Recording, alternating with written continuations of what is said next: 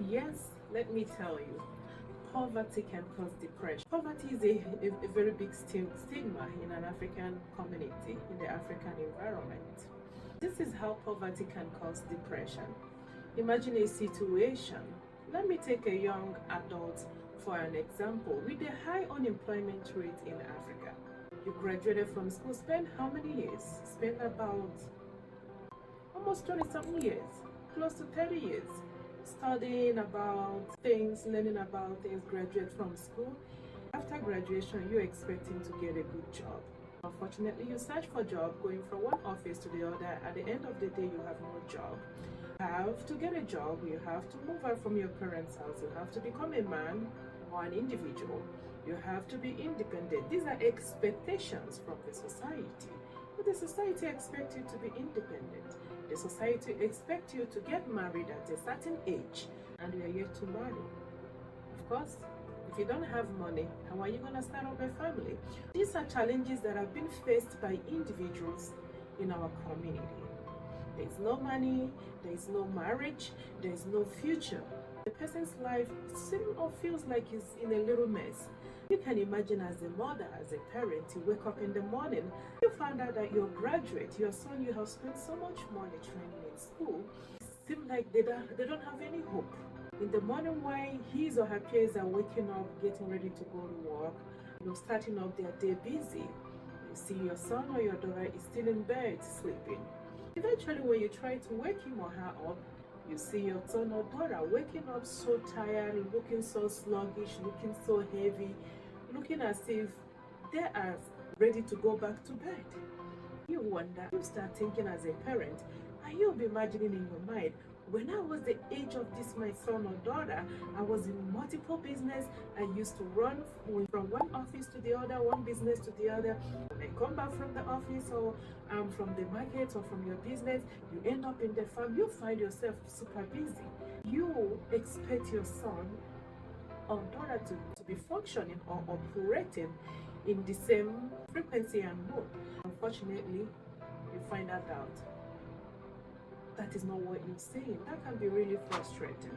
Most of the time, we as a community, we do not handle it, we do not see it. When you remember that your son or your daughter is an individual, he or she has done his or her best, go to school, graduate from school, gather certificates, have all the experience, the way our system is designed and function makes it extremely difficult, even the most intelligent ones, to get a good job. Sometimes you have to have that connection. This puts stress on most of the young people, most of the adults that are supposed to start off their life with good employment, think of their future, get married, and start up a family. Those individuals you're thinking, I come back from work as a parent, you'll be yelling and you get mad at your child, who, with all the expectations and with all the expenses you've made on him or her, you expect him or her to perform better or do better. You see yourself yelling at the person, not knowing, thinking she is lazy or he is lazy. Even the thought of not having a job, the thought of spending so much time in school, graduating from school, the thought of applying for multiple jobs that have never ever given you opportunity for an interview, not to talk of to practice what you have learned in school. That on its own causes hopelessness, worthlessness, self-doubt, difficulty falling asleep and staying asleep. It causes stress on its own. Stress does not only come when you have to walk 2 or 3 miles or when you have to really work hard. Stress can come from being idle, from not achieving your goals. Once stress is in there, it increases your cortisol level. Once your cortisol level is increased, you can find somebody having difficulty falling asleep.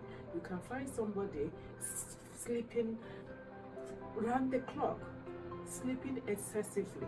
These are all signs of depression. As a parent and as people in the community, those kids that you have found, most of the kids can thrive with their certificates or without their certificate.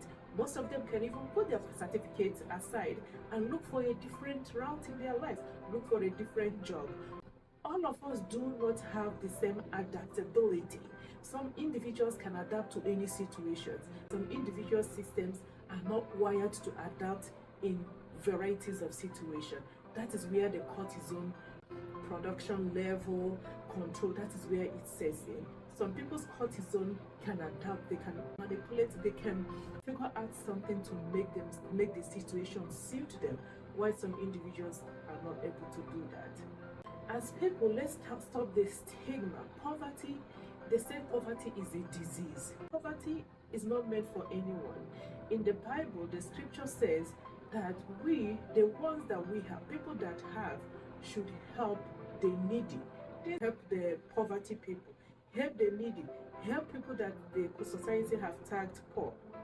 The poor or poverty, whichever way is being used in the society, is a very big stigma. It's a very big stigma that even the ones that are called poor or that they are suffering from poverty, most of the time you look at them, you think that they are having some mental health problems. You look at their dressing, they dress so dirty, they cannot even carry out personal hygiene. They cannot participate in keeping their body clean. They seem like they've lost hope, they've lost interest, they've lost pressure, and they've lost pleasure. Those are the signs of depression that the society tend to overlook. The society see those people as poor people. They refer to them as they're suffering from abject poverty. That is a huge stigma.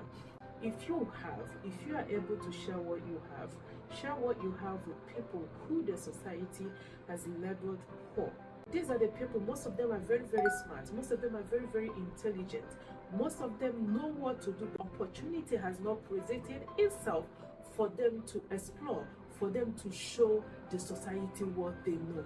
Most of the individuals that tag these people poor or tell them that they're suffering from poverty, most of them come from a very rich background and have not experienced what struggle in life is all about.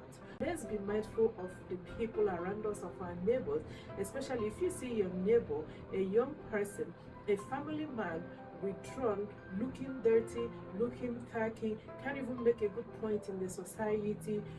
Find out if they have basic needs. Find out if they are able to afford food. Find out if they are able to afford simple things like water. If you are able to help, please help. If you are able to assist, please assist. They have not committed any crime.